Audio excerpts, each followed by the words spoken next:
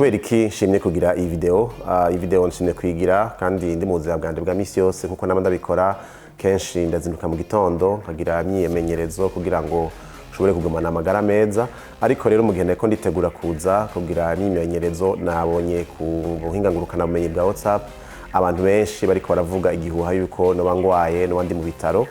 Murabizi yuko kuva ejo ku mugoroba twumvise inkuru ibabaje biko n'icubaye mukuru w'igihugu yitavye Imana. Twabaye mu mwanya wo kwiyumvira ivyo ngene vyagenze nsinasubiye gukurikirana ivyo ariko biravuga ku buhinga ngurukana bumenyi mboneho n'akaryo gusubira guhoza umuryango leta y'u Burundi hamwe n'abarundi bose kubwo rupfu rwashitse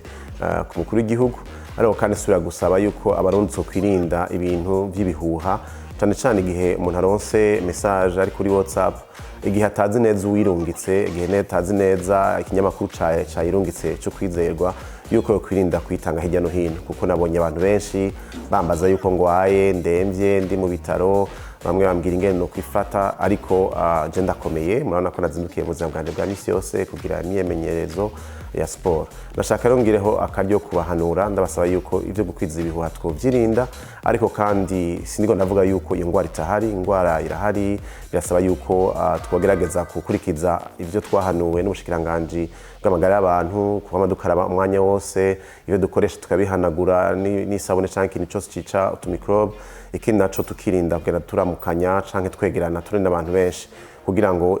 ico kiza ntigikwiragire muga kandi ntibishaka gusibira yuko umuntu wese akoroye umuntu wese agwaye akantu gato umuntu wese agiye kwa muganga yuko acavuga ko agwaye coronavirus mbe no nayigwaye nawe nyene sigicibwa si umuntu guca umuntu abasura acavuga bati uyu muntu ni gicibwa yego nivyo birasaba ko umuntu aca yirinda kugira ngo ntahave yandukirwa ariko tubandanye tubana atakubaho mu bwoba no mu kwinubana.